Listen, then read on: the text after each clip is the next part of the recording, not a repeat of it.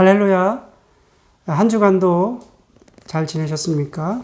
주일 예배에 참석하신 모든 분들을 주님의 이름으로 환영하고 축복합니다. 오늘 이 시간 하나님께 우리 마음을 드려서 찬송 드리겠습니다.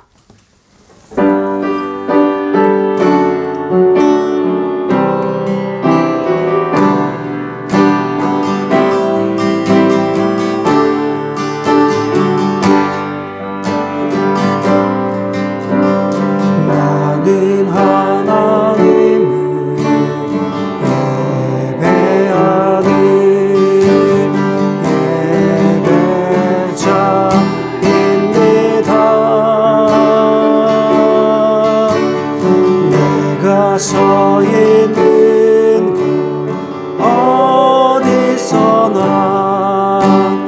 하나님을 예배합니다. 내 영혼 거룩한 은혜를 향하여 내 마음 온전한 하나님 향하여 이곳에서 바로 이 시간 하나님을 예배합니다. 한 번 더 합니다. 나는 하나님을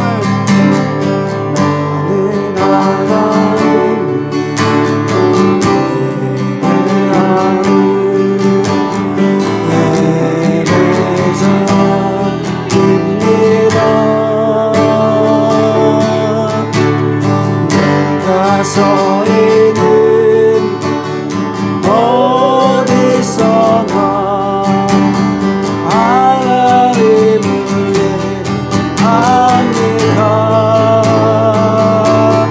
내 영혼 거룩한 은혜를 향하여 내 마음 완전한 하나님 향하여 이곳에서 바로 이 시간 하나님을 예배합니다.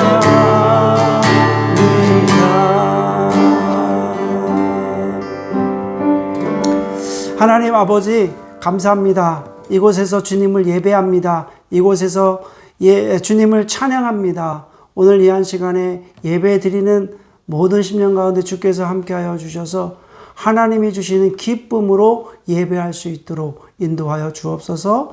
예수 그리스도의 이름으로 기도드립니다. 아멘. 우리 하나님께 기쁜 마음으로 찬양 올려드리겠습니다.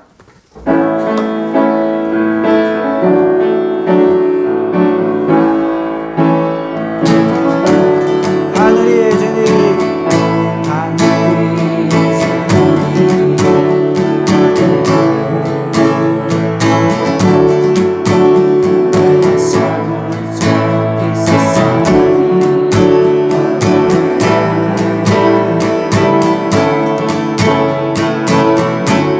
내가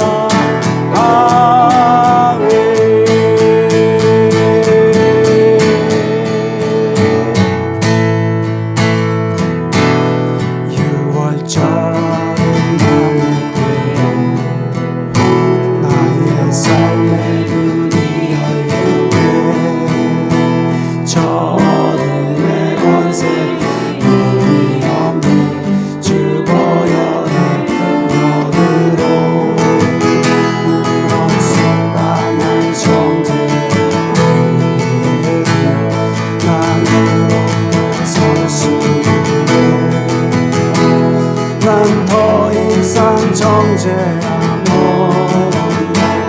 난 주보혈 아래 있네. 난 주보혈 아래 있네. 그 배로 내 죄 쌓인데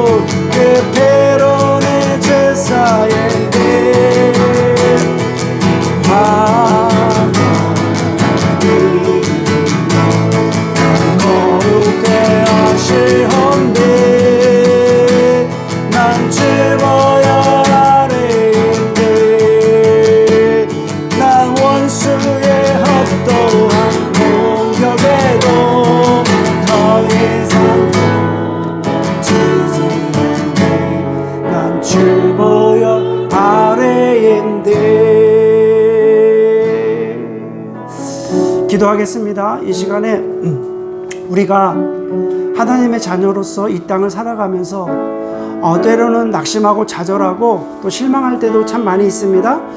그러나 우리는 주님의 보혈 아래에 있기 때문에 우리는 승리자의 위치에서 있는 것입니다. 주님께서 승리하셨듯이 우리도 승리할 것입니다.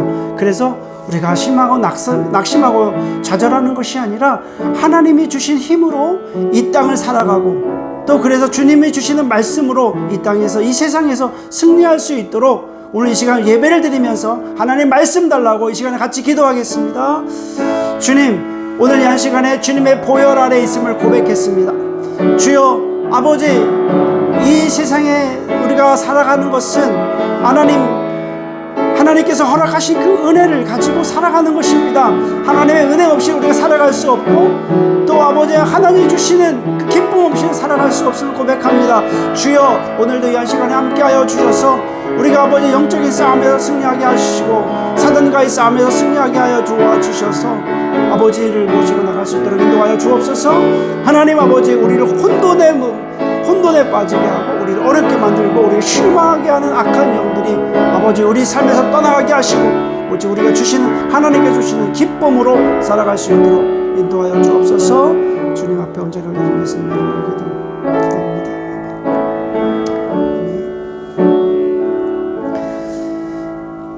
사랑이 많으신 아버지 하나님 감사합니다. 우리에게 주님의 보혈을 허락하여 주셔서 십자가에 죽으셔서 그 흘려신 그 보혈로 말미암아 하나님의 자녀로 삼아주신 은혜를 참으로 감사를 드립니다. 오늘 이 한 시간에 하나님의 성도들이 각자 처소에서 주님의 이름을 높이며 찬양하며 예배 드릴 수 있도록 인도하여 주셔서 감사를 드립니다. 우리가 일주일 동안 살 동안에 하나님의 은혜로 붙잡아 주시고 인도하여 주셨기에 저희도 살아갈 수 있도록 도와주셔서 참으로 감사를 드립니다. 우리가 세상에 있지만 세상에 속하지 않도록 도와주셔서 감사합니다. 우리의 씨름은 혈과 육에 대한 것이 아니요 정사와 권세와 이 세상의 어둠의 주관자들과의 씨름이라고 말씀하신 것처럼 우리가 원수와의 싸움에서 승리하게 하여 주셔서 감사를 드립니다. 하지만 때로는 우리가 낙심하고 좌절하고 실망할 때도 있었습니다.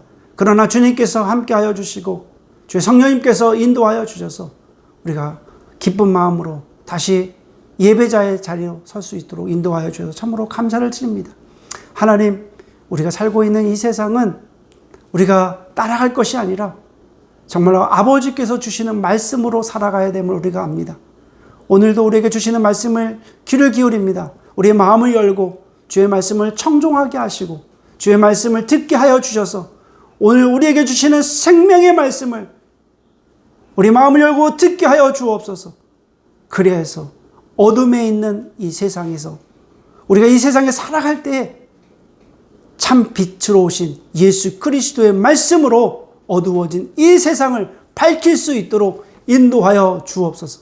하나님의 성령님께서 우리와 함께 동행하여 주심으로 말씀이 육신이 되어서 오늘 우리 가운데 거하시게 하시고 우리 가운데 거하심으로 많은 열매를 맺는 하나님의 거룩한 백성들 되게 하여 주옵소서. 우리를 하나님의 교회 성도로 불러주셨사오니 성도로서 이 땅에서 살아가게 하여 주시고 성도로서 이 땅에서 하나님의 말씀을 많은 사람들에게 나누는 하나님의 거룩한 삶이 되어질 수 있도록 인도하여 주옵소서.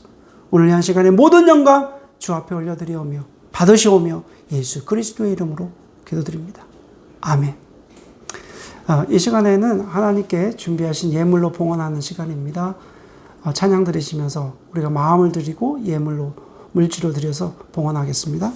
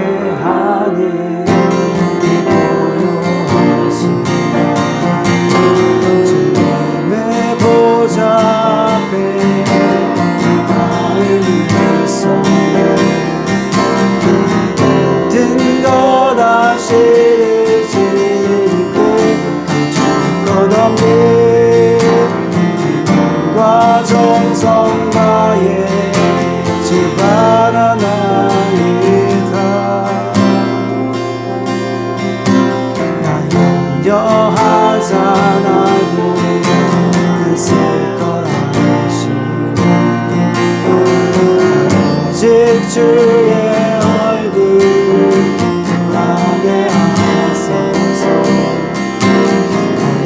이해할 수 없을 대로 감사하며 나 순종하며 주 따르오리라. 온 마음 다해 사랑합니다. 온 마음 다해 주 알기 원하네.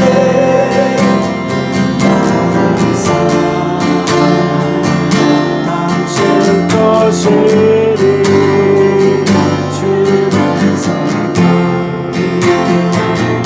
온 마음 다해.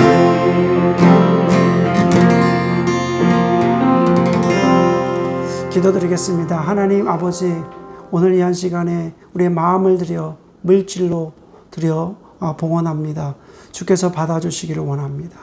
우리가 살아가는 이 삶 속에서 하나님께 감사해서 감사의 힘을 드리고 또 10의 1조를 구별해서 하나님께 온전히 올려드립니다.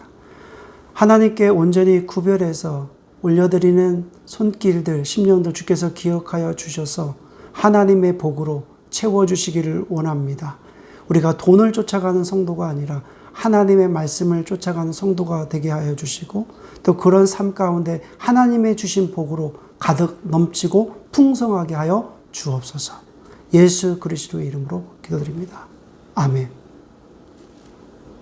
하나님 말씀 보겠습니다. 하나님 말씀은 요한복음 15장 1절부터 8절 말씀까지입니다.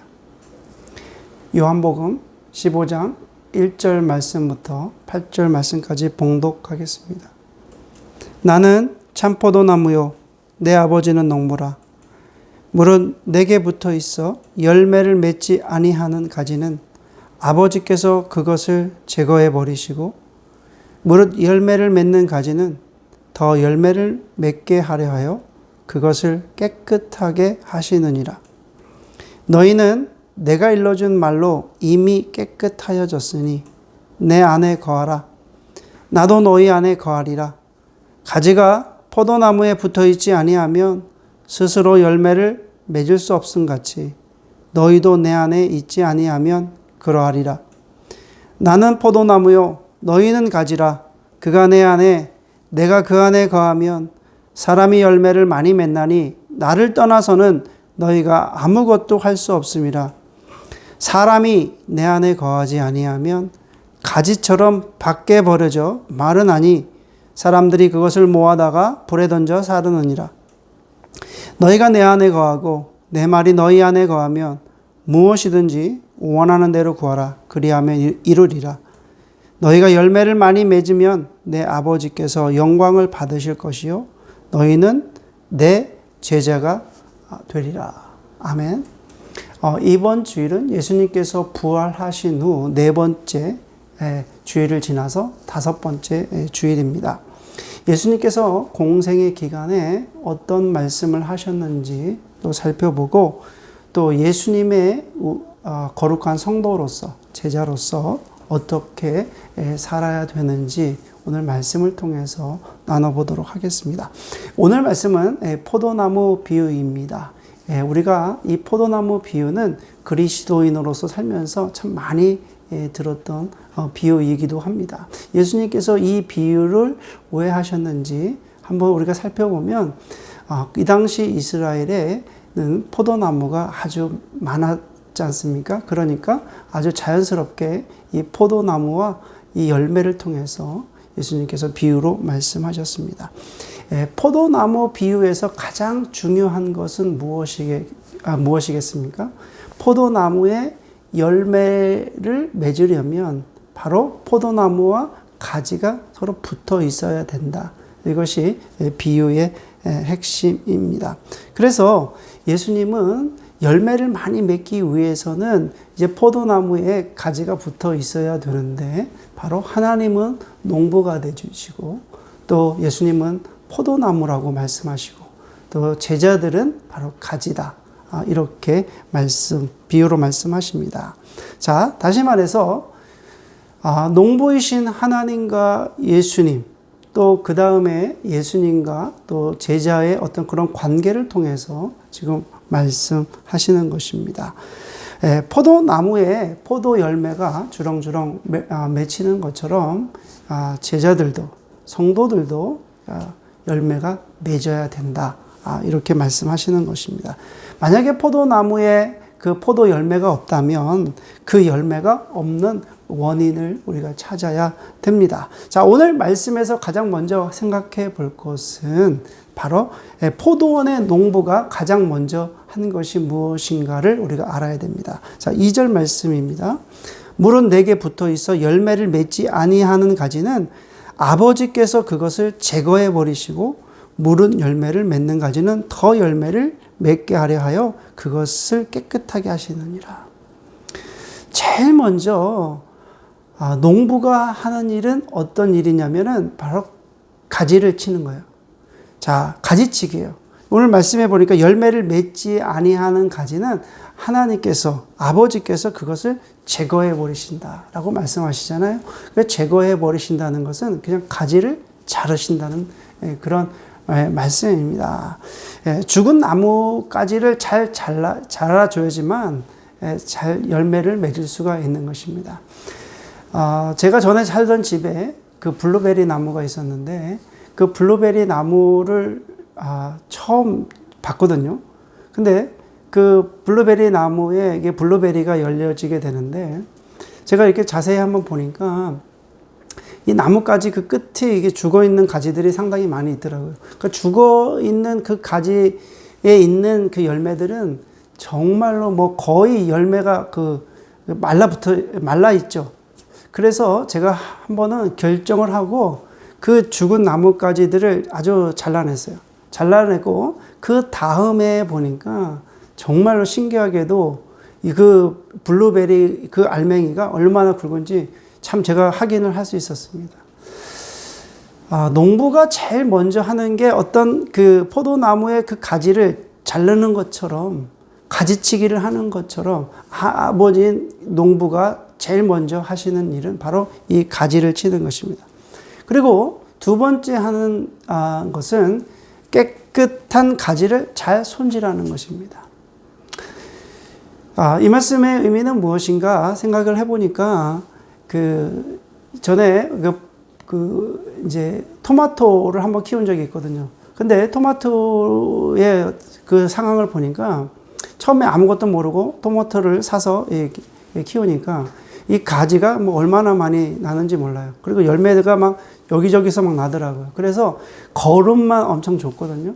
그런데 이 거름을 주니까 점차적으로 가지와 그다음에 이제 이 토마토가 열리게 되는데 이상한 거는 뭐냐면 이 토마토가 나오긴 나오는데 그 토마토의 그 알맹이는 그렇게 크지 않더라고요. 그래서 나중에 한 건데 이 많은 가지들을 하나, 두 개, 세 개만 남겨두고 다 정리를 깨끗하게 손질을 해줘야지만 이 토마토가 아주 잘 자라는 것을 우리가 알 수 있습니다. 예수님께서 이 포도나무를 이 비유로 말씀하시면서 열매 맺는 그 비유에 대해서 지금 말씀하고 계시는 것입니다. 바로 포도나무에 바로 가지가 붙어 있어야만 열매를 맺는다는 거예요. 그리고 포도나무와 가지가 하나가 돼야지 열매를 맺고 또 포도나무 안에 있어야 열매를 맺는다. 지금 이 말씀을 하고 계시는 것입니다. 마찬가지로 성도는 예수 그리스도에게 붙어 있어야 된다. 또 그리스도와 함께 연합되어야만 열매를 맺고요. 또 예수 그리스도 안에 있어야만 열매를 맺는다는 말씀을 지금 하시는 것입니다. 그래서 예수님은 지금 포도나무와 이 가지와의 어떤 그런 비유로 예수 그리스도와 성도와의 그 관계를 지금 설명하시는 것입니다. 주님과의 우리 연합을 의미하는데 여기서 한번 한 세 가지 질문을 해봅니다.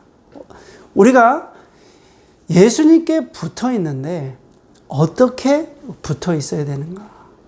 이런 질문 하나 하고요. 또 하나 질문은 우리가 예수 그리스도 안에 있다라고 하는데 예수 그리스도 안에 있다라고 하는 그 의미가 무엇인가? 이런 질문을 좀 해보는 것입니다. 또 한 가지는 우리가 예수 그리스도, 성도가 예수 그리스도 안에 있음으로 인해서 얻어지는 그 결과, 열매는 무엇인가? 이 세 가지 질문을 하면서 오늘 말씀을 나눠보도록 하겠습니다. 자, 첫 번째, 두 번째 질문을 한번 생각해 보면 우리가 어떻게 붙어 있는가? 여러분들 한번 생각해 보세요. 우리가 예수님께 우리가 어떻게 붙어 있는가? 그리고 나는 예수님께 정말 붙어 있는가? 한번 이런 질문을 해봤으면 좋겠습니다. 그리고 두 번째 질문은 바로 그렇다면 우리가 예수 그리스도 안에 있다라고 하는 지금 예수님께서 말씀하시거든요. 자, 4절, 5절, 6절, 7절 말씀에 보면은 예수님께서 계속 반복해서 하시는 말씀이 내 안에 거하라 그 말씀을 하십니다. 한 번도 아니고 지금 4번씩이나 내 안에 거하라. 영어로는 in him, in me라고 말씀하시면서 계속적으로 거하라 말씀하십니다. 내 안에 거하라. 그리고 이 거하라라고 하는 말은 제가 이게 횟수를 세보니까 10번이 나옵니다. 헬라어로 이 메타라는 말인데 메타라는 말은 거한다는 말이에요. 거주한다는 말이에요. 그러니까 머물러 있다. 머물러 있으면서 발걸음을 다른 데로 옮기지 않는다라고 하는 뜻입니다. 그러니까 우리가 뭐 잠시 왔다 가는 것을 우리가 메타라고 부르지 않고요. 거기 안에 함께 있는 것입니다. with, 영어로는 with, 함께 함께 있는 것이 바로 거하다라고 하는 그런 표현입니다.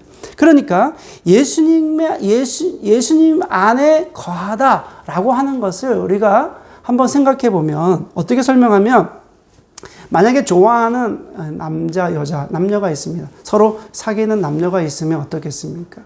여러분들이 한번 사귈 때 생각해 보면 서로 좋아하잖아요. 좋아하면 어떻습니까? 함께 있고 싶습니다. 그리고 함께 얘기하면 재미있죠. 좋아한다라고 하는 것은 내 말이 통하는 거잖아요. 말이 통하고 그 사람의 이야기를 듣고 또 내 이야기를 들어주고 서로 상호 관계가 있으니까 너무 좋죠. 이야기해도 질리지가 않고 계속 어떻게 좋아하고 함께 있고 싶어 하는 마음입니다. 우리가 예수님 안에 거한다고 하는 말도 똑같습니다. 예수님이 좋고 예수님이 보고 싶고 예수님께 이야기하고 싶고 또 예수님 만나고 싶고 예수님과 함께 거하는 그런 마음이 든다는 것입니다. 예수님을 좋아하니까 내가 예수님을 정말 보고 싶고 예수님을 만나고 싶고 또 예수님께 이야기를 하고 싶으니까 예수님께서 내 안에 거하신다는 말씀입니다. 그러면 우리가 예수님과의 관계에서 어떤 예수님을 우리가 관계합니까? 어떤 예수님입니까? 우리 성경에서 말씀하고 있는 그 예수님은 어떤 예수님입니까? 예수님은 3년 동안 공생애를 사셨습니다. 3년 동안 공적인 생애를 사시면서 여러분들과 저의 죄를 위해서 십자가에 달려 죽으신 예수님이십니다. 죄를 해결하시기 위해서 십자가에 달려 죽으신 예수님과 우리가 관계하는 거죠. 또 그 예수님은 십자가에 죽으시고 3일 만에 부활하신 예수님이십니다. 3일 만에 부활하시고 40일 동안 제자들과 함께 하셨고 또 제자들과 40일 동안 함께 하신 이후에 승천하셨습니다. 승천하셔서 하늘 보좌, 하나님 보좌 우편에 앉아 계시고 성령을 통해서 우리와 함께 하시는 분이 예수 그리스도십니다.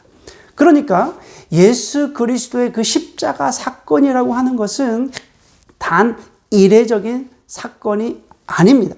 부활도 승천도 마찬가지입니다. 주님과의 관계에서는 바로 영원한 현재입니다.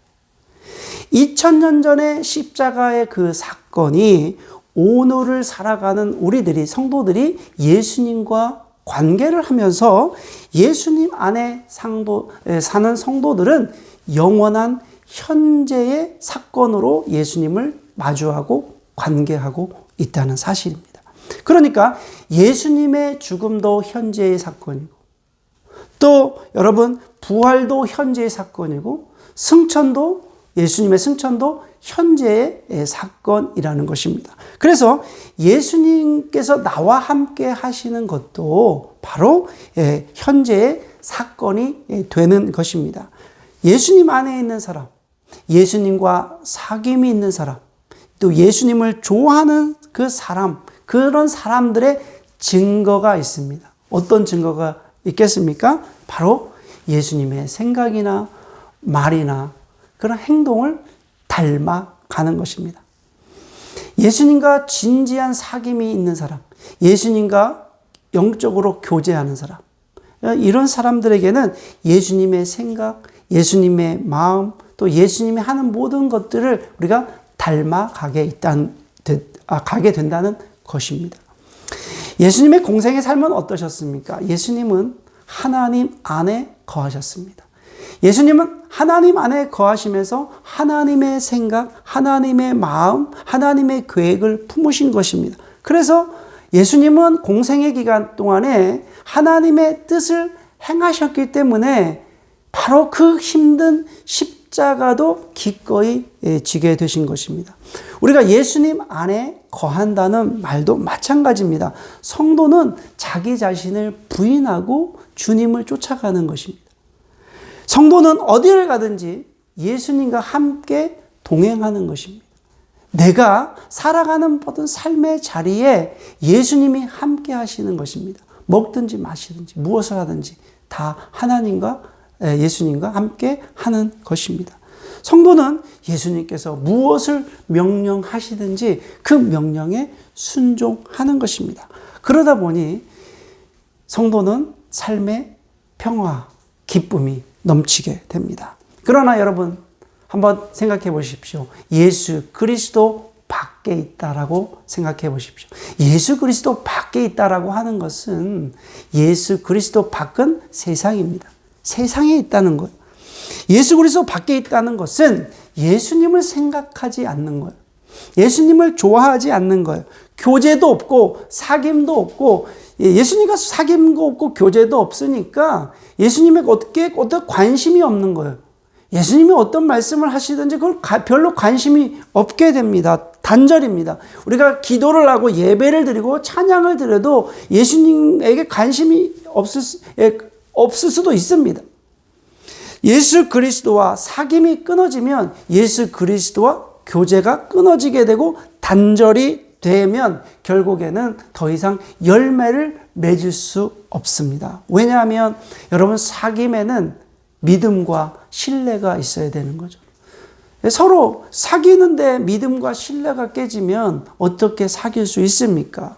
여러분 우리가 서로 사귀면서 의심하고 또 사귀면서 서로 불안해하고 또 사귀면서 서로 미워하고 어떻게 그런 가운데서 어떻게 그 관계가 지속될 수 있습니까? 마찬가지로 예수 그리스도와의 사귐에는 믿음과 신뢰가 있어야 되는 것입니다. 예수 그리스도를 믿고 예수 그리스도를 신뢰하는 것이 있어야지만 예수님과 우리가 사귀고 예수님과 관계할 수 있다는 것입니다. 그리고 그리스도에 대한 순종이 있어야 되는 거예요.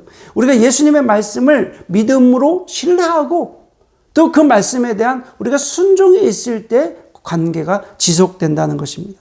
우리가 예수님의 말씀대로 살지 않는 그 이유는 예수님 안에 있지 않는 것입니다. 예수님 밖에 있는 거죠. 그리고 예수님과의 관계가 단절되었어요. 그리고 예수님보다 더 좋아하는 것이 생겼습니다. 예수님보다 더 좋아하는 그런 관심거리가 내 주변에 있는 거예요. 예수님보다 더 좋아하는 관심이 생긴 것입니다. 내 마음에는 예수님보다 다른 것을 품고 있기 때문입니다. 제 2014년도에 캄보디아 단기 선교를 갔습니다.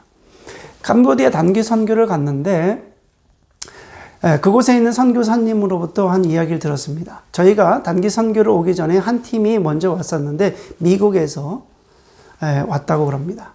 그런데 그 미국에서 온 단기 선교팀은 목사님 한 분과 그 다음에 장로님 두 분, 또 교인 둘 해서 총 5분이 왔다고 그래요. 그런데 이제 선교가 어느 정도 끝나고 이제 마지막 저녁날에 저녁 식사를 같이 했다고 그럽니다. 저녁 식사를 같이 하는데 두 분의 장로님이 있으셨는데 이 두 장로님이 저녁을 식사를 하시다가 아주 크게 다투셨다고 그래요. 근데 그 다툰 이유가 무엇인가 그 얘기를 들어보니까 한 분은 그 한국의 정치에 어떻게 보면 보수 쪽에 계신 분이고 또 한 분은 진보 쪽에 계셨던 분인 것 같아요. 그런 생각을 가졌던 분이신 것 같아요. 그래서 이 두 분이 정치 이야기를 하다가 아주 크게 다투셔가지고 이제 너무 화가 나셔서 한 장로님이 자기는 이런 사람하고 같이 있을 수 없다. 그렇게 말씀하시며 바로 그냥 공항으로 택시 타고 가셨답니다. 그 저녁에 비행기가 없으니까 결국에는 그분은 호텔을 잡아서 주무시고 그 다음날 이제 팀들이 같이 공항에 만났는데 서로 만났는데 인사도 안 하고 서로 쳐다보지도 않고 그런 상황이 되었다고 그래요. 그러니까 그 중간에 있었던 목사님과 교인들과 또 선교사님이 얼마나 마음이 불편하셨겠습니까? 여러분, 만약 이 두 장로님이 예수 그리스도 안에 있었다면 어떤 행동을 하셨을까요? 저 그런 생각을 해봤어요. 갑자기 그 이야기가 생각이 나면서 우리가 살아가는 모든 사건 속에서 참 예수 그리스도 안에 있다라고 하는 그것이 어떤 의미인가? 그 말씀을 묵상하니까 이 사건이 떠오르는데 이 장로님들이 예수 그리스도 안에 있었다면 어땠을까? 이런 생각을 해봤습니다. 우리가 사실은 뭐 정치적으로 다른 생각을 가질 수 있습니다. 그렇죠? 그 다른 의견이 나왔어요. 만약에 이 두 장로님이 예수 그리스도 안에 있었다라고 한다면 서로 다른 정치적 의견이 나왔어요. 그러면 그 이야기를 어떻게 합니까? 예수 그리스도 안에 있었다면 그 이야기를 가지고 예수 그리스도 안에 있는 안으로 가져가야 되죠. 그러니까 예수 그리스도 안에 간다는 얘기는 예수 그리스도의 십자가로 그 이야기를 가져가는 거예요. 내 상한 마음을 가져가는 거예요. 내 불편한 마음을 가져가는 거예요. 내가 이해할 수 없는 그 마음을 가져가는 거예요. 예수 그리스도 안에 있으면 당연히 그 이야기를 예수 그리스도의 십자가로 가져가게 됩니다. 예수 그리스도의 십자가로 그 이야기를 가져가면, 내 상한 마음을 가져가게 되면 예수 그리스도의 십자가에서 그 이야기가, 그 사건이 어떻게 됩니까? 죽게 되고, 이제 하나님께서 그 마음에 평안을 주셔서 그렇게 말씀한, 그렇게 이야기한 다른 장로님의 마음을 이해하게 된다는 거예요. 그렇지 않겠습니까? 그래서 장로님을 품게 돼요. 그러면 장로님을 품게 되면 그 가운데 하나님께서 말씀을 주신다는 거예요. 하나님의 말씀이 생각이 나고 하나님의 말씀이 느껴지게 돼요. 그러면 하나님의 말씀이 그 장로님에게 느껴지고 전달이 됨으로 인해서 그 말씀이 결국에는 할 일들이 생각이 난다는 거예요. 하나님의 생각이 전달이 되니까 어떻게 됩니까? 하나님의 말씀이 내 안에 있고 하나님의 말씀이 그 장로님 안에 있으니까 할 일들이 생각이 나게 되는 거예요. 하나님의 의도와 하나님의 생각이, 하나님의 방법과 하나님의 계획이 이 장로님들을 통해서 드러나게 돼 있다는 것입니다. 선교지에는 선교사님을 이렇게 도와야 되겠구나. 선교지에는 재정이 필요하겠구나. 선교지에는 선교사님 자녀들을 잘 케어해야 되겠구나. 이런 사역자들을 잘 돌봐야 되겠구나. 이런 생각들이 일어나게 된다는 거예요. 이렇게 하나님의 말씀이 씨앗이 되게 되어서 심겨지게 되고, 하나님의 씨앗이 심겨지게 되면 비로소 그곳에서 열매를 맺는다는 것입니다. 그런데 이 두 분의 장로님이 서로 분열하고 다투고 서로 얼굴도 쳐다보지 않고 이렇게 되니까 이 팀의 분열이 일어났고 얼마나 불편해진 이런 일들이 일어났습니까? 그러면 왜 이런 일이 일어났느냐? 그것은 바로 이 두 장로님이 예수 그리스도 안에 있지 않았기 때문에 그렇다는 거예요. 예수 그리스도 안에 있다면 이런 일이 일어날 수가 없다는 것입니다.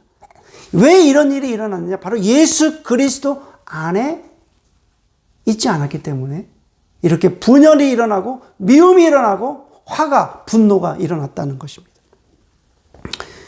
성도가 예수 그리스도 안에 있으면 예수님께서 직접적으로 약속하신 선물이 있습니다.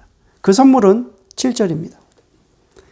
너희가 내 안에 거하고 내 말이 너희 안에 거하면 무엇이든지 원하는 대로 구하라. 그리하면 이루리라. 오늘 말씀해 보니까, 7절 말씀해 보니까 무엇이든지 구하면 이루어 주신다라고 말씀하십니다. 그런데 뭐라고 얘기하면 너희가 내 안에 거하고 내 말이 너희 안에 거하며. 이 말씀은 주님의 말씀이 육신이 되어서 우리 가운데 거하며, 이 말씀을 직역을 하면 이렇습니다. 데일리 말씀을 묵상을 하고 그 날마다 묵상된 말씀이 우리 삶 가운데 거하면 언제든지 너희가 원할 때마다 너희가 원하는 것은 무엇이든지 구하라 라는 말씀입니다. 이 말씀은 언제든지, whenever, 무엇이든지, whatever, 이 모든 것 구하면 응답될 것이다 라고 약속하십니다. 그러나 많은 성도님들이 어떻게 생각하냐면 이렇게 생각합니다. 많은 성도님들이 기도가 응답되지 않을 것 같은 것처럼 보입니다. 우리가 그래요. 이 살아가면서 우리가 기도하면 무엇이든지 지금 다 주실 것이다 라고 말씀하시는데, 많은 성도님들이 얘기하면 이것은 주실 것 같고 이건 안 주실 것 같고 기도가 응답되지 않을 것처럼 생각이 됩니다. 왜 그럴까요? 여기서는 예수님께서 말씀하신 것에 전제가 있다는 거예요. 어떤 전제가 있습니까? 너희가 내 안에 거하고 내 말이 너희 안에 거하며. 이 말씀에 대한 전제가 있죠. 우리가 아무거나 구한다는 그 표현이 그냥 내 생각, 내가 원하는 걸 아무거나 이런 표현이 아니라 전제가 있어요. 말씀이 있잖아요. 너희가 내 안에 거하고 내 말이 너희 안에 거하면 이라는 바로 전제가 있다는 것입니다. 바로 너희가 내 안에 거하고 내 말이 너희 안에 거하는 그런 조건이 있는데 예수님과 연합하여 사귀는 사람들의 특징이 있더라고요. 잘 보시면 예수님과 연합하여 사귀는 사람들의 특징이 있습니다. 지난주에 그 새롭게 하소서라고 하는 그 방송이 있는데 거기에 김옥나 장모님이라는 그 장모님의 간증을 제가 보았습니다. 이 장모님은 103세 할머니예요. 나이가 103세입니다. 1918년생이에요. 와, 1918년생. 엄청나죠, 그죠? 이 김옥나 그 장모님의 그 이력을 보니까 1986년부터 1991년도에 전 세계 감리교 여성연합회 회장이었어요. 이분이 일본에서 영문학을 전공을 하셨더라고요. 근데 이분의 간증을 들어보니까 아주 103세인데도 엄청 정정하셔요. 지금도 제가 보니까 너무 건강하시더라고요. 근데 MC가 이 장모님에게 물어본 게 있어요.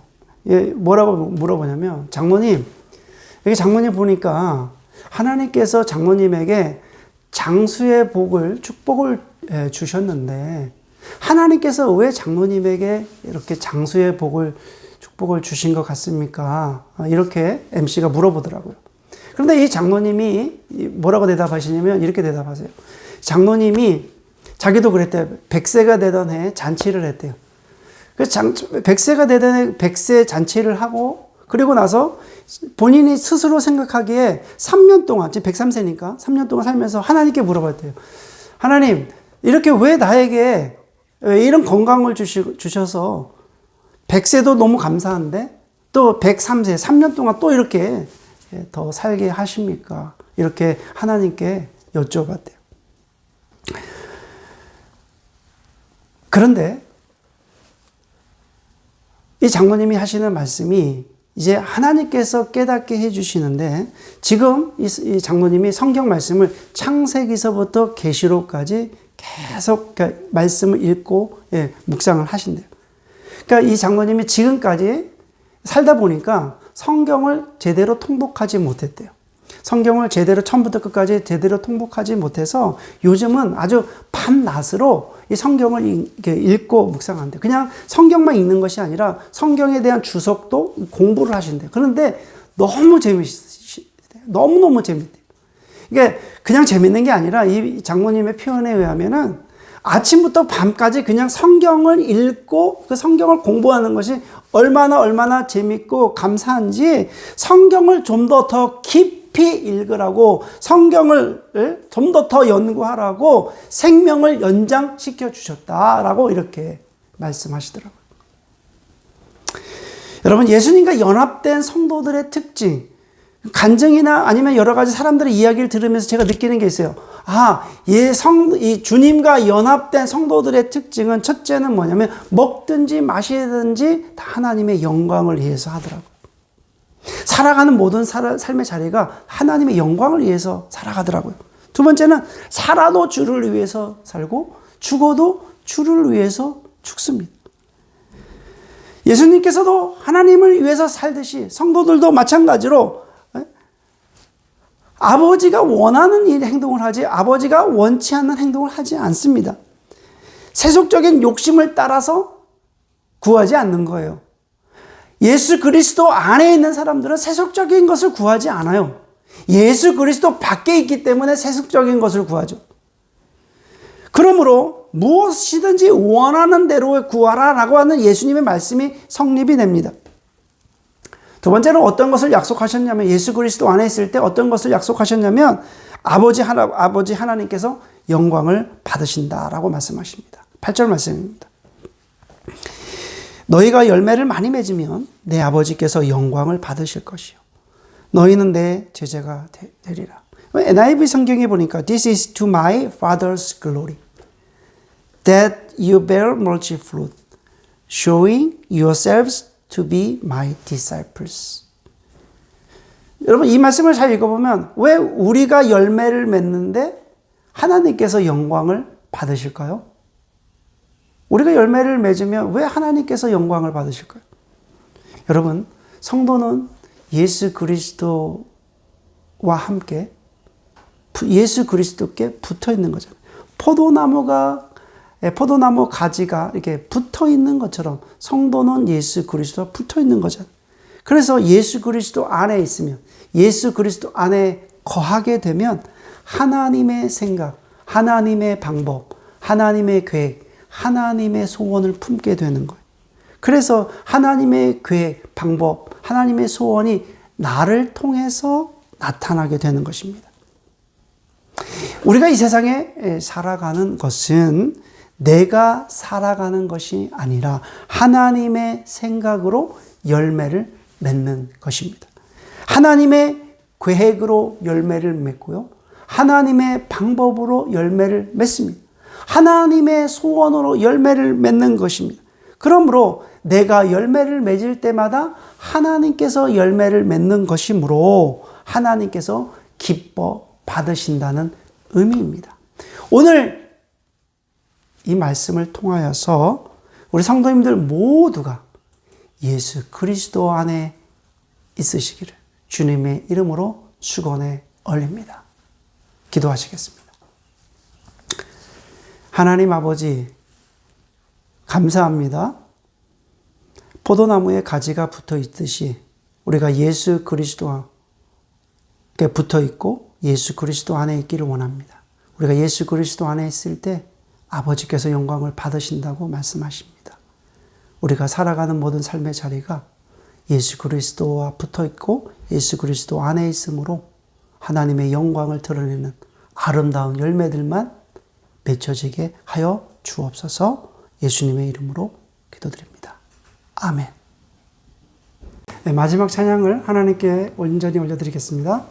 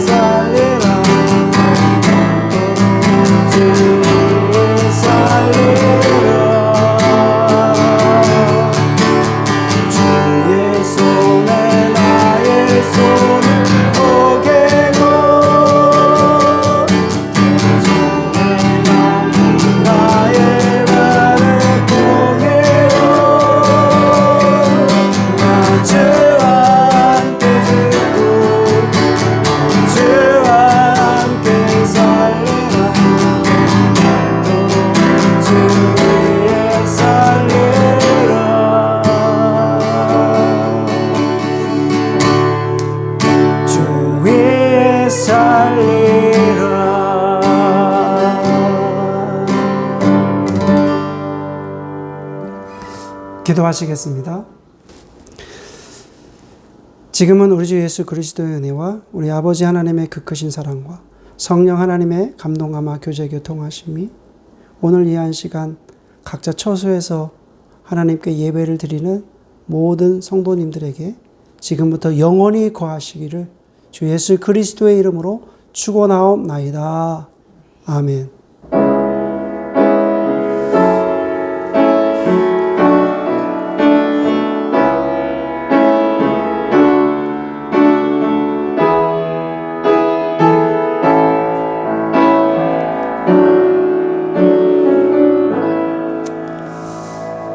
주일 예배를 마쳤습니다. 광고 말씀드리겠습니다. 오늘 주일 예배를 드리는 모든 분들을 환영하고 축복합니다. 지난주 목요일에 장효준 형제님 아내 박다빈 자매님이 밴쿠버에 무사히 잘 도착했습니다. 지금 자가격리 중인데요. 밴쿠버 생활에 잘 적응할 수 있도록 기도 부탁드리겠습니다. 그리고 이제 이번 주 목요일이죠. 5월 6일 날 김성준 형제님이 이제 온 가족이 밴쿠버로 온다고 그럽니다. 또 오는 모든 여정이 하나님의 은혜로 잘 도착하고 또 이곳에서 잘 정착할 수 있도록 여러분들의 또 기도가 필요합니다. 꼭 기도해 주시길 부탁드리고요. 그리고 미얀마를 위한 기도 우리가 계속하고 있는데 민주화가 되면 좋겠습니다. 기도해 주시고요. 또 시리아는 지금 내전 중이잖아요. 그래서 참 많은 사람들이 죽은 것 같아요. 그래서 시리아를 위해서 좀 기도 부탁하고요. 그리고 특별히 또 기도할 것은 인도가 지금 코로나19 확진자가 하루에 40만 명씩 나온다고 그래요. 정말 지금 큰 위험이 되고 있습니다. 그래서 인도를 위해서도 꼭 기도 부탁드리겠습니다. 그리고 이현호 선교사님께서 그 밴쿠버에 입국하셨습니다. 그래서 지금 자가격리 중이신데 밴쿠버에 있는 동안 또 선교사역 잘 준비하고 또 건강하게 잘 지내실 수 있도록 우리 같이 기도했으면 좋겠고요. 우리가 협력 선교사님들을 위한 기도를 하고 있는데 케냐의 윤수한 선교사님 지난주 소식 보내왔는데 계속해서 여러분 기도해 주시기 부탁드리고요. 또 베트남 이현호 선교사님 우리가 시간 되면 한번 모셔서 한번 말씀을 듣도록 하겠습니다. 또 캄보디아의 김성태 선교사님, 또 굿미션 그 일본인 선교를 위해서 꼭 기도 부탁하겠습니다. 이것으로 모든 걸 마치고요. 한 주간도 믿음으로 승리하시고 다음 주 예배 뵙겠습니다. 감사합니다.